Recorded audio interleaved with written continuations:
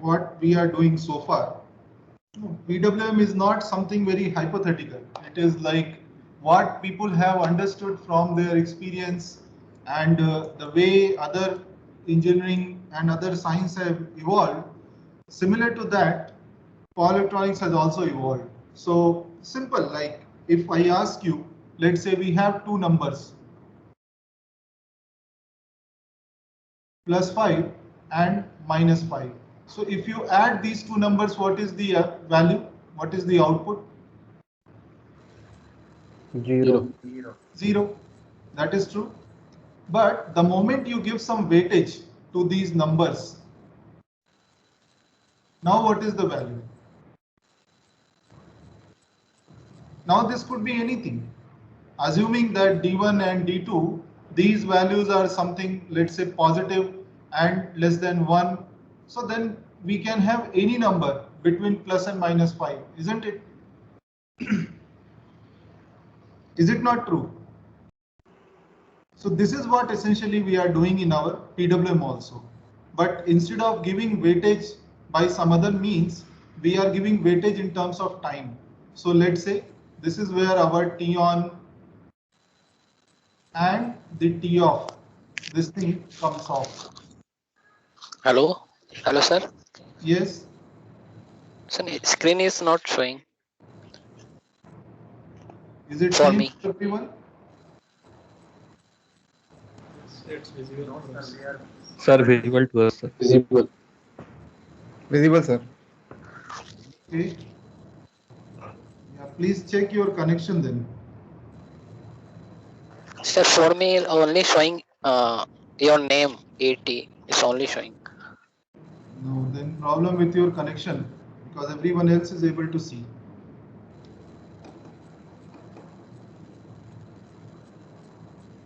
Maybe you log off and log in again. Okay, sir. Yeah. Okay, so coming back to this, now here one constraint we have when we are realizing this any voltage between, let us say, two extreme voltages, the constraint we are maintaining is that the T on plus T off, this value is always constant, some Ts, and which is what we are dividing it with also. So this is the PWM what we are trying to realize. Now here what happens? The number, once you apply this constraint T on plus T off equal to Ts, the expression can be simplified in this manner.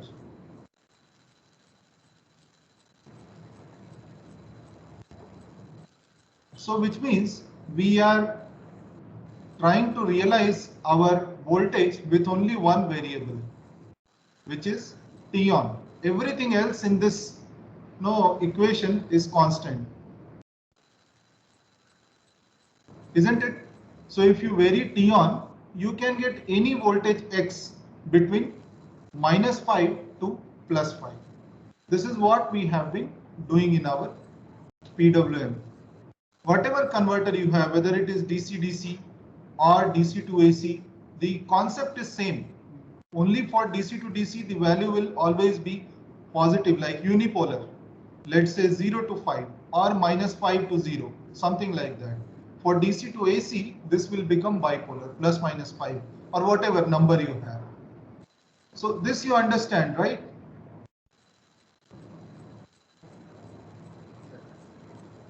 This is very, very clear to everyone. Now Yes, this is what Yes, sir. we tried to do through our carrier and the modulating signal, whatever we had. So let us see some results I have tried to plot. Let's see how it is. So through some MATLAB code, I have tried to come up. Okay, let's take some simple number first. So we have understood what is pulse number and how things are happening. So let us take a smaller number and see how that comes. See, this is not Simulink where I am doing the simulation. This is some maybe 200 lines code or something, which is generating all your PWM and everything. So let's see what it does.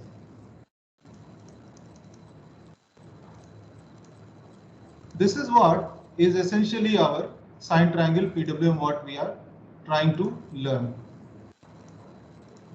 So let's see what all things are there. So a lot of data points, that's why it may take time, but it's all right. So let's say only up to 90 degree, or maybe one cycle if I take. See, this is what we are having. We have one sinusoidal modulating signal. This is visible to everyone, right? Yes, sir. Yes, sir. Yes, sir. So we have the sinusoidal modulating signal. Let's say it is given by this blue dot, blue line. Okay, let me select that and little bit make it thicker, so then that is better to understand.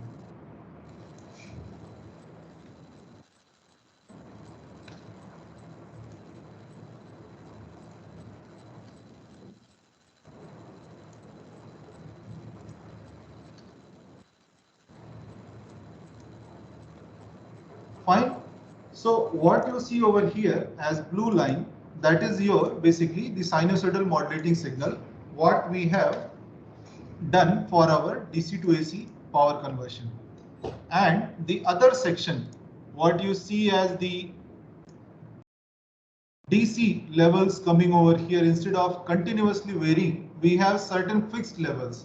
So a staircase kind of waveform what you are seeing, that is our sampled waveform, which actually we try to realize.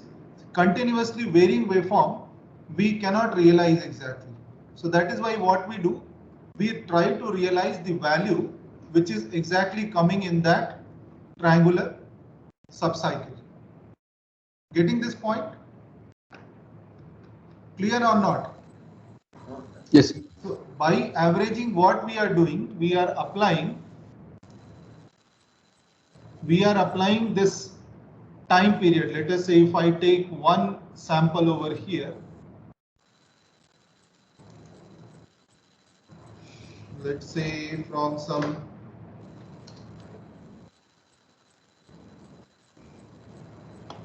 you see this, your sinusoidal waveform and your sampled waveform, these are very, very close. And that is the basis that you are getting a very good PWM waveform or very good current waveform in quality, in terms of quality. Now what we are doing, we are sampling this sinusoidal waveform so that it does not change between one subcycle. So let's say if we fix the value at this point, let's say somewhere just beyond 81, we have fixed the value. Now it is having some sample and hold operation. So it is fixed up to this. So within this subcycle, what is between 81 and 83, the value is fixed which we are trying to realize. So whenever our value of this modulating signal is above this subcycle, what we do, we turn on our top device.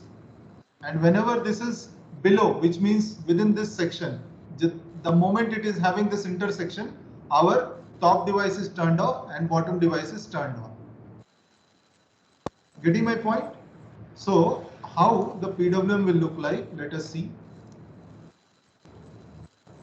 So it has lot of things. Let me remove the clutter first.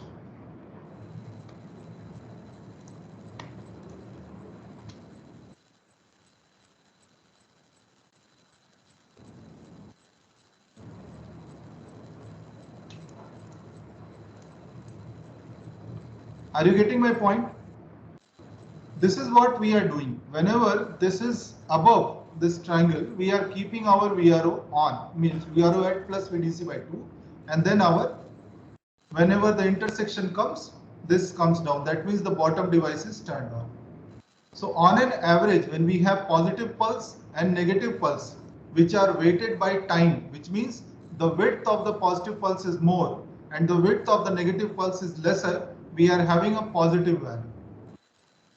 So more you go close to the peak, so this angle what you see 85 to 90 degree, this is somewhere close to the peak. The more positive pulse width you will have and lesser negative pulse width you will have. Whereas if you change this angle, you go somewhere close to the negative peak, so something like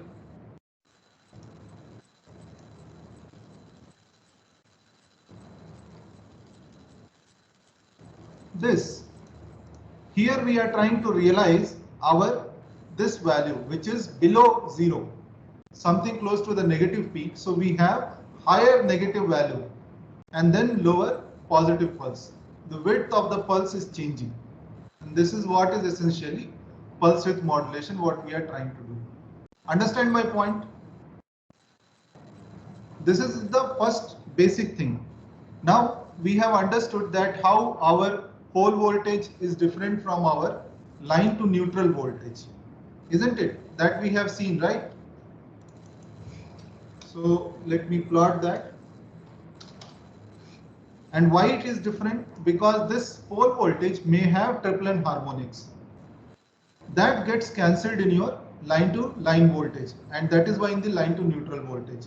So which is why we see a different shape for the VRM. So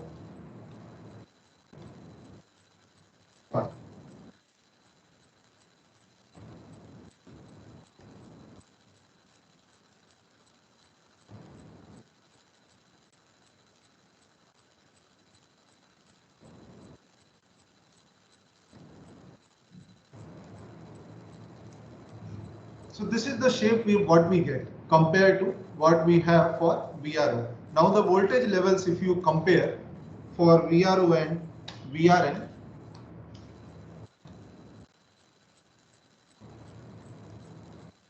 VRO is always between plus VDC by 2 and minus VDC by 2. Do you observe that? Only 2 levels. Whereas VRN, because some of the components are getting cancelled and it is getting reformed, we have different levels. So we have plus VDC by 3 level, then plus 2 VDC by 3 level, then plus VDC by 3 level, minus VDC by 3 level, and minus 2 VDC by 3 level. These levels are there for the VRN. Understanding my point? How things are happening? Yes, Akhil. Yes, sir.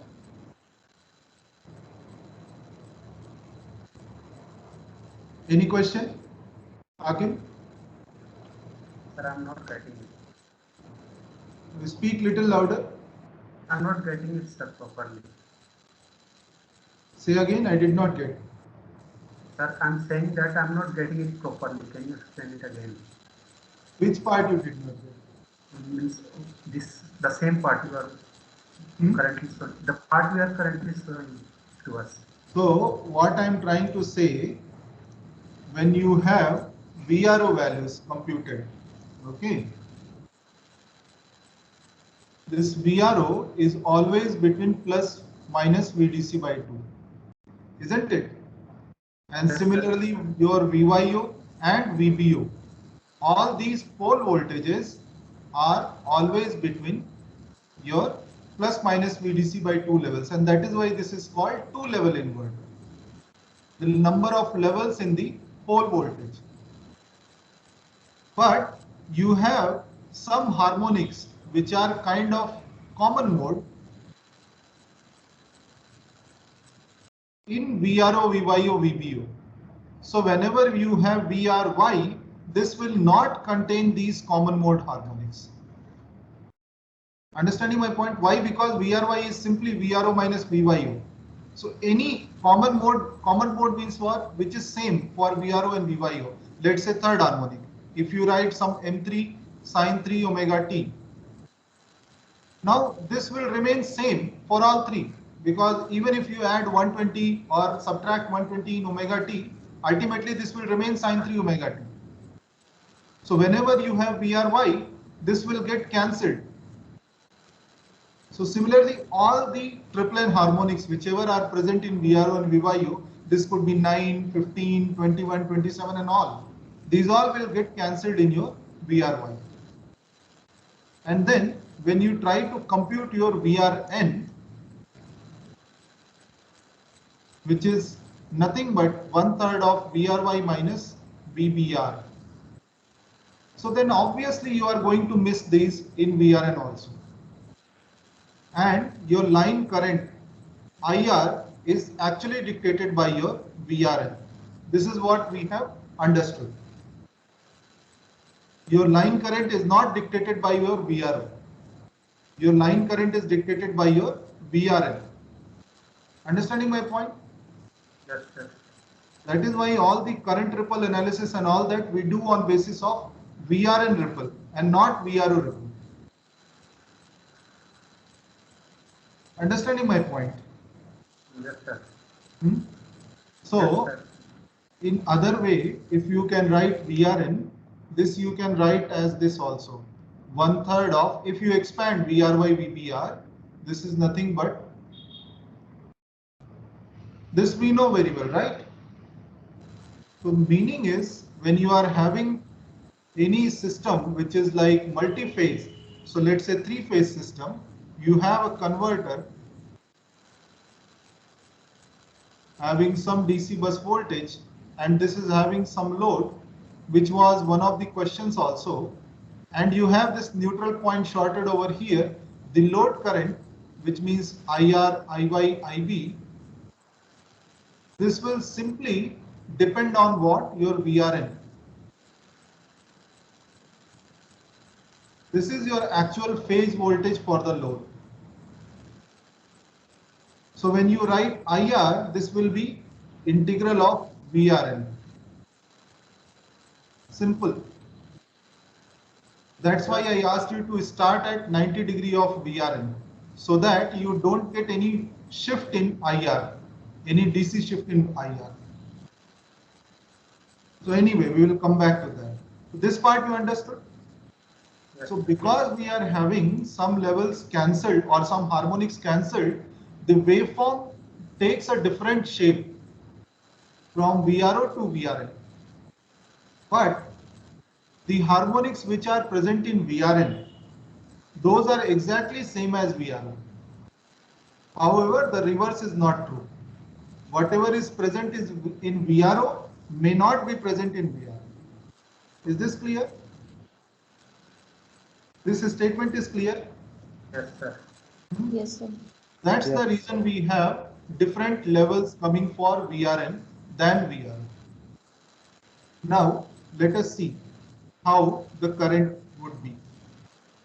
So we know like sinusoidal current would come and it will have some ripple and all. This is what is plotted over here, except these two big, let's say if you ignore this. So this is our 3-phase current which is there. And you see how perfectly balanced this is. And it is having the fundamental component along with some switching ripple what is coming on top of that, which is what we have computed for our IR ripple, IY ripple, IB ripple. And you see, wherever the zero crossing of your MR comes or your fundamental voltage comes, the ripple is maximum. This is what we have been emphasizing. So for R phase, if zero crossing will of the this fundamental, so because this is shifted by 90 degree, you understand that thing. Getting my point? This will always be shifted by 90 degree, the current from the voltage, because this is purely inductive case. There is no other load. This is for this case what I have drawn over here. It is inductive load. So it's always going to be 90 degree apart from the voltage. And which is why we see the maximum ripple current coming around the 90 degree or at the current peaks, which is actually the zero crossing of the voltage. Understanding my point? Yes, sir.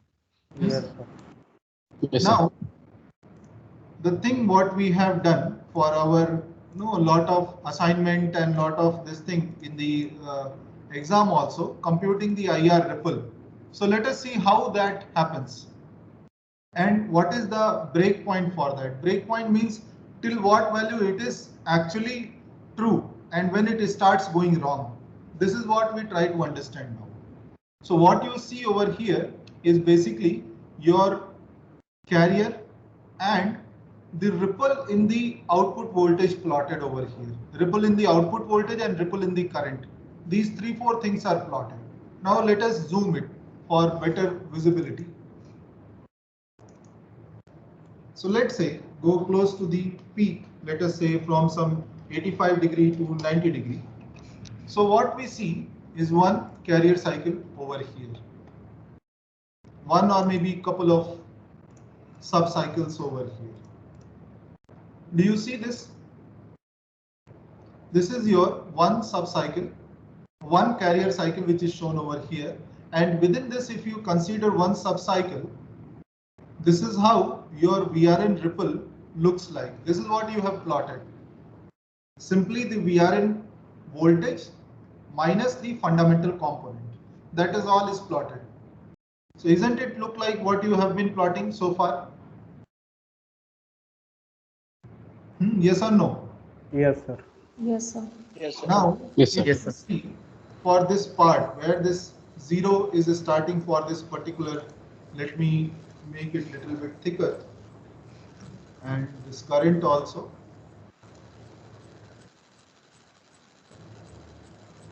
So wherever our subcycle is starting, almost there our current ripple is at 0 value. And then what is there? A negative voltage. So which means the current is always going to come down. Up to what? Up to wherever this higher negative is there, then there is some lower negative. Are you seeing my cursor moving? Yes, sir. Yes, So sir. wherever Yes, sir. you have higher negative value, your slope for the current is higher. It's only inductive load, so it's going to be linear. And then whenever your voltage amplitude changes, but it is still negative, it is below 0. So your slope for the current has changed. Then the moment it goes positive, your slope becomes positive. It goes to some value. And the moment again it becomes negative, it comes down to 0. This is for sine triangle PWM, which we have seen. So similar to applying these states, no, where we have all the things below 0. So something may be 0, then 1, then 2, then 7, something like that. Understanding my point? How the Yes, sir. current ripple is computed? This is what we do. So to understand how any power electronic converter is going to behave for a given switching frequency, for the given inductance, for the given leakage value of the induction motor, for the given DC bus voltage, this analysis you can do anytime. And this is done for 2-level converter. It can be done for 3-level converter or any level converter similarly. Only thing, your voltage levels will change because you will have different levels in the VRO itself. Understanding my point? Clear? Yes, sir. Yes, sir. Now Yes, this sir. is near Yes, the sir. peak. So that is why you see this I peak to peak coming at some value. This is a little bit exaggerated, multiplied by some gain, so magnified little bit. It may be actually lower in the actual sense. So now let us go somewhere close to our 0 crossing of the fundamental voltage. So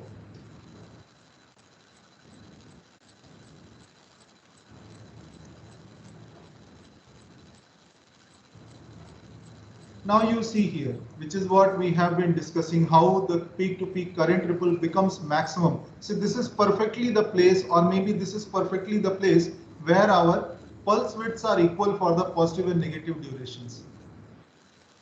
Correct? So now here, if you see, it is starting from here and ending at 0. So only positive during this subcycle and only negative during this subcycle. So that is why peak-to-peak ripple is actually twice.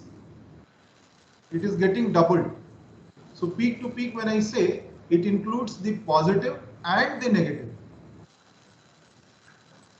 Getting my point clear? Yes, sir. That is why when you zoom Yes, sir. out this ripple or you observe the current waveform, you will find maximum ripple close to the current peak value, which means the 0 crossing of the fundamental voltage. This is the inductive load. If you have any other power factor, this will shift according to wherever the 0 crossing of the fundamental voltage comes. So if you plot the ripple for, let's say, one fundamental period,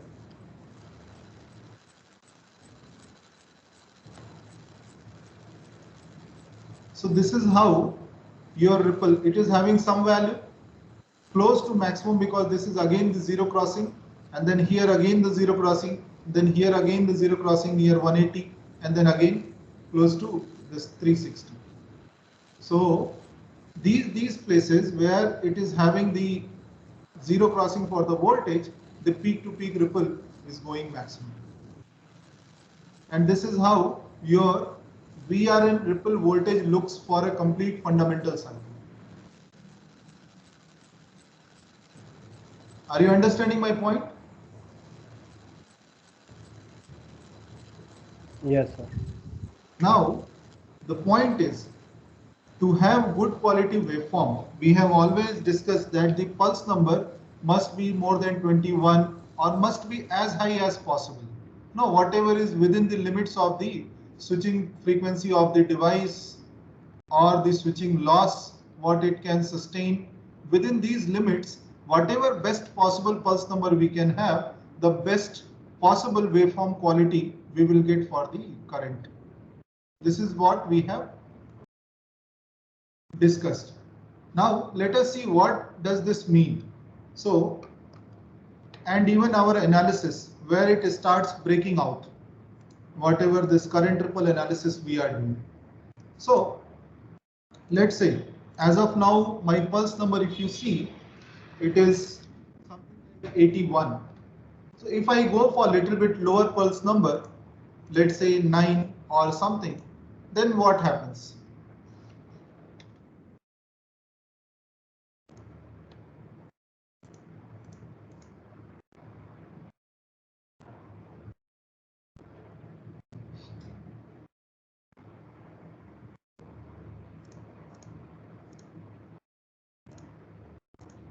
First difference what you see over here in the modulating signal and in your sampled waveform.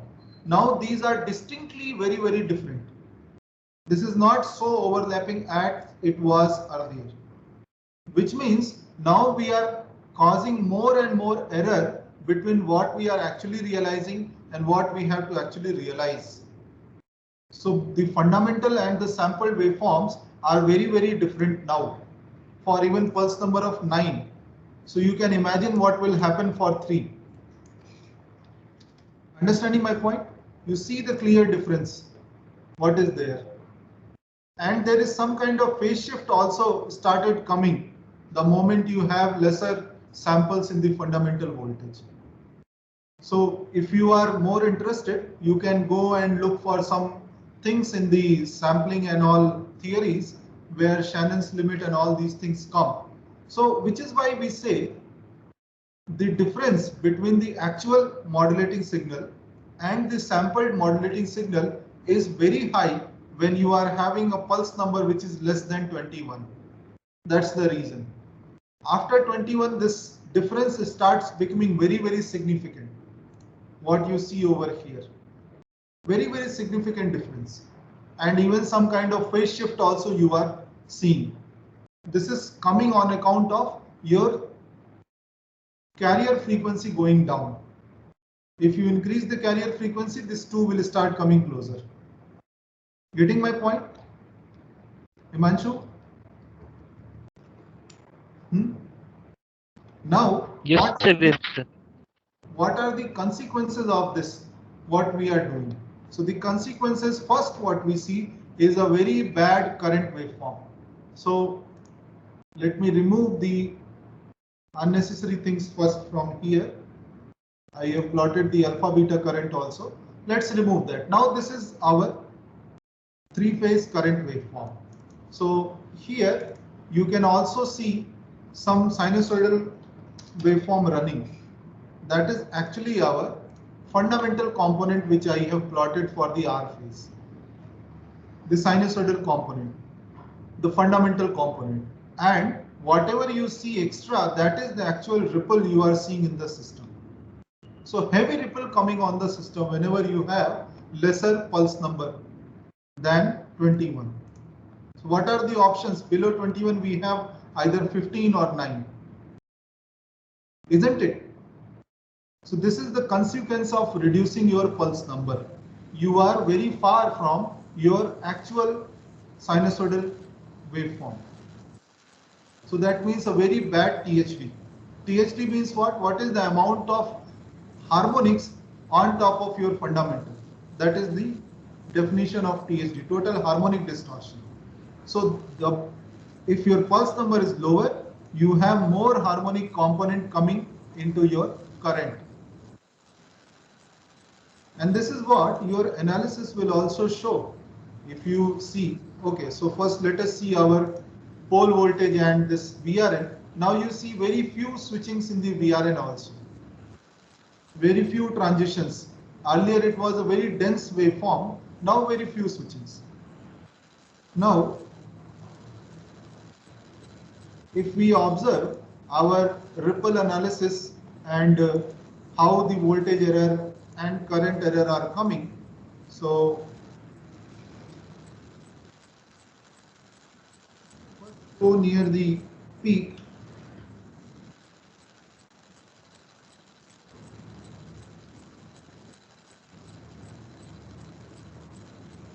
Yes, so almost one subcycle is visible. Maybe I need to increase this interval a little bit.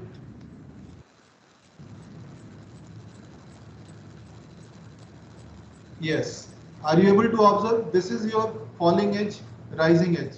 This is one switching cycle and two subcycles. Now within one subcycle, if you see, your sampled waveform is this blue one, what you have sampled. And your actual sinusoidal waveform is what is deviating little bit from your fundamental or your sampled waveform. Your fundamental is now little bit far from your sampled waveform, which is what we saw in this waveform also. So this is how it looks here in a subcycle level. Secondly, if you observe, the current zero crossing will start going away from this zero crossing or the starting of the carrier. Let's say here, this is the starting of your carrier, but the zero crossing of the current is not there. Maybe take some 5 more degrees over here.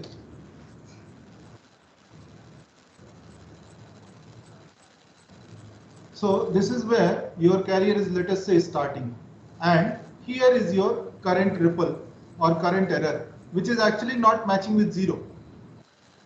So this is the deviation from your analysis, whatever you do.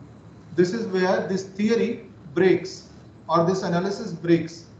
This is the limit for your analysis. But still it is okay, not too much error. And ultimately it is coming at zero. So this is surprising. And this is happening because now your samples are pretty big. Your computational times are pretty big. So that is why you are very, very far from the ideal condition that your sampled waveform and your actual waveform are very, very close and your harmonics are very, very far from the fundamental. All these things start mixing up over here. Understanding my point? Is this clear? Yes, sir. Yes, sir. Clear? Yes, sir. Yes, sir. So any other pulse number, if you want me to illustrate, let us say something like 21, because that is where we are saying as our limit. So let's see how it goes over there, just for comparison.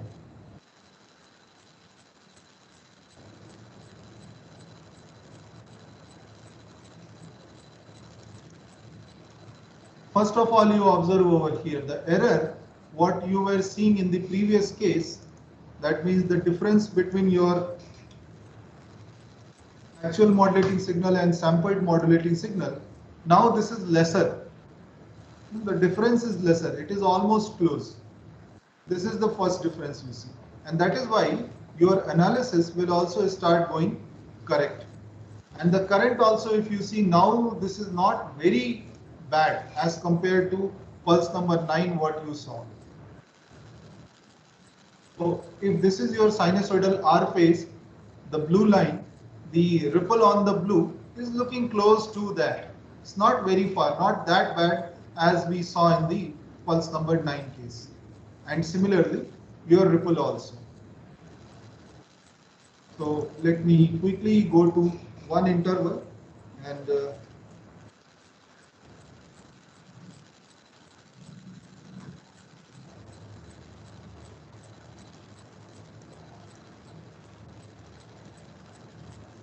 Now you see almost this zero crossing and this zero crossing are always matching. So this is some kind of understanding you need to have where your theory is applicable. So if you start to apply this sine triangle current ripple analysis for some pulse number 3 or pulse number 5 or pulse number 7, it will be inaccurate. So this is the limit what you have to understand. So any pulse number which is beyond 21, it is fine. You can apply your theory and you can very correctly predict what your peak to peak ripple is going to be, what your harmonic content is going to be, that you can very easily do. Understanding my point? But the general observation that the maximum peak to peak ripple occurring around the zero crossing of the voltage, these things are true irrespective of what pulse number you are observing or which thing you are observing, because that is purely dependent on your voltage error. So voltage error is always there for any PWM, whichever you take. Getting my point? Is this clear? Yes, sir. Yes, sir. Now here I will stop the sine triangle PWM and we will little bit go towards our space vector PWM and we will try to do the ripple analysis there. Now again, yes. Hello, sir. Yes, Naveen. Yes, sir. How to relate this waveform to our, as you explained the earlier, the switches 0127 and 7210. How to relate? Very good question. So this is what we have been saying.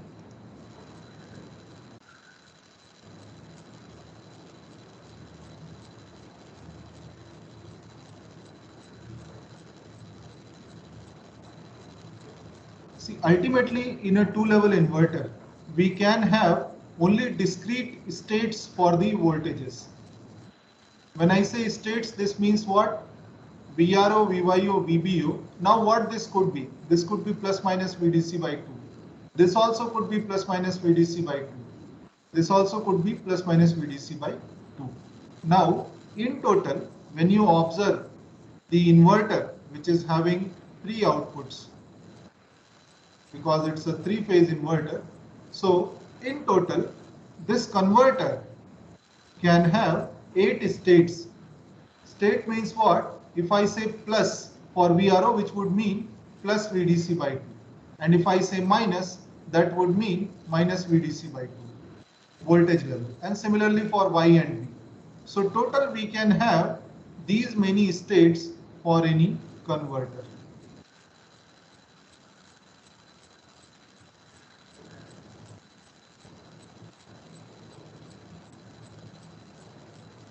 And these states, when we try to express in terms of voltage vector in the space vector domain, these are located like this. Understanding my point? Understanding my point? Yes, sir. Yes, now, sir. any waveform, any 3-phase waveform you take, ultimately what you will have VRO something like this, then you may have VYO something like this, then you may have VBO something like this. So what is happening at a particular instant, you have one of these 8 states getting applied across the load. Either you are applying plus plus plus, or you are applying plus plus minus, or you are applying plus minus minus, or you are applying minus minus minus. Understanding my point? Yes, sir. So this is how you relate. Now we have seen by our observation and by our analysis that for a PWM with as simple as sine triangle PWM, if we observe this particular section, which is called sector 1, from 90 degree to 150 degree, this duration, in this sector 1, what vectors it is applying, those are always in sequence. So either 0, 1 to 7 or 7 to 1, 0 or 0, 1 to 7 and so on. It depends on how many pulses or how many, what is the pulse number of your PWM, what you are applying. So these vectors are named accordingly. 1, 2, 3, 4, 5, 6, and then your 7, and 0, 0, 0 is minus minus minus is basically 0. So 0 to 7, these 8 vector states, and we always apply it sequentially. Why sequentially? Because we want only one switching transition when we go to next vector or next state. Only one switching transition we want from one vector state to another vector state. That's why it always comes in sequence.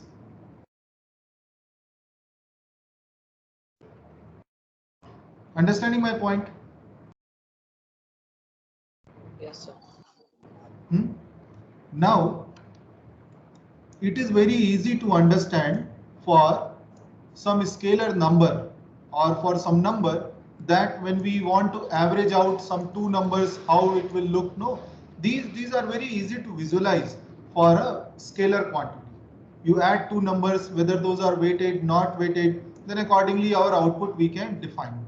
Now, if let us say on similar lines, if I ask you, two vectors are there, let us say this is vector A and this is vector minus A. Now if I ask you what is the resultant of the two vectors, so let's say vector U, which is the resultant of these two vectors, A plus minus A, what this will be?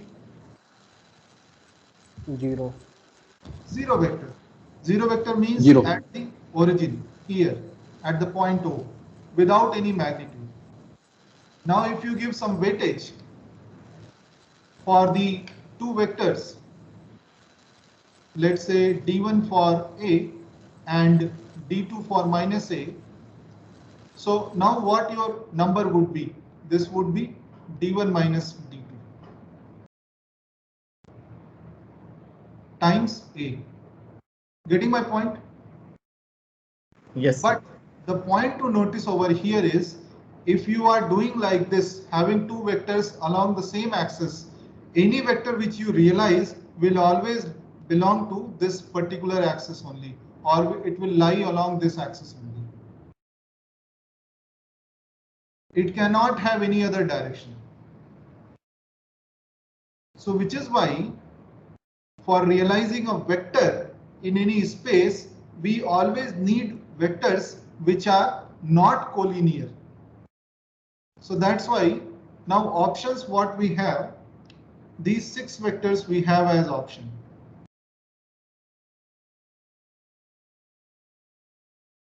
So what we do, we take the nearest two. So let's say this vector and this vector, and we try to realize anything which is coming in between using these two vectors. Understanding my point? Now here we do not go for plus 5 minus 5 kind of thing. Here we take two vectors. Why different vectors? Why vectors along different axes? Because we want to realize anything at any angle. So let's say if this vector is A and another vector is B, and we have origin over here. So if I ask you now what is the resultant vector for A and B, so you will say, okay, A plus B, this is my vector. And if you have this way of adding the vectors, your resultant would be somewhere here. This is your U vector. Again, this is fixed because your vector A is fixed, vector B is fixed. And by some means, if I say that vector A magnitude is equal to vector B magnitude, then our U vector will be something like this, and the extended this thing, an angle would be some 30 degree. So some k times magnitude. Getting my point? This is a fixed line on which this vector will lie if you have equal magnitude for A and B. Now here, if we introduce what we have done for the scalar quantity, the weightage, the time weightage for these vectors, then what we can achieve, our resultant U can be some d1 times of A plus some d2 times of A angle pi by 3. This is how we express the vector. If it is rotated in counterclockwise direction by pi by 3, we multiply by just e raised to power j2 pi by 3. sorry, j pi by 3. So this is how we can represent. So this is our resultant vector. Now we know that we are giving time weightage. Time weightage means our d1 and d2 are something greater than 1, but sorry, greater than 0, but less than 1. This is where the limits are. So let's say for d1 equal to 1 and d2 equal to 0, what vector we are going to get? This is vector A, which means if you apply only this vector A for the complete duration of time, this is what you realize, a vector along axis of vector A. This is our resultant. Similarly, if you apply d1 equal to 0 and d2 equal to 1, what you will have? You will have vector u aligned along this next vector, vector b, which is expressed in terms of A as this. Understanding my point? So what is happening? If we vary d1 and d2 between 0 and 1, so then we can realize any vector within this 60 degree from vector A to vector B. In between these limits, these are the limits for what we are realizing with this. So now within this limit, any vector we can realize. Understanding my point? And this is what we are doing exactly in case of our space vector PWM. We are applying vector this and then vector this, and then we are time averaging and we are realizing any vector. So let's say this is applied for time t1, this is applied for time t2, this vector is 2, this vector is 1. So what we will say, our resultant vector will be some vector 1 times of t1 plus vector 2 times of t2. And if you average it out over some ts time, this is our resultant vector. Isn't it? This is what we are doing in space vector PWM. Now the question is, can we cross this boundary? Can we realize any vector which is, let's say, lying over here outside the boundary? No, sir. Why? Sir, sign should be reversed for this. Yes, exactly. This is the point. So if we try to realize any vector over here outside the 60 degree boundary, we will have to apply these in negative manner. Let's say now if this is your resultant u1 and this is your vector u2, so your vector 1 times of t1 is what? Resultant v into ts minus, which is your this vector, minus your 2 times of t2, which means a vector something like this, which is actually in opposite direction to 1, which we cannot apply in this angle duration. Understanding my point? So let us stop over here. We'll start from this at 2 p.m. and don't consider the class as optional, the lab class. Okay, do attend. So we will continue from here. We will see some more things and we will try to complete this part, the space vector PWM today. Fine? Okay. Okay, thank you. Let's meet at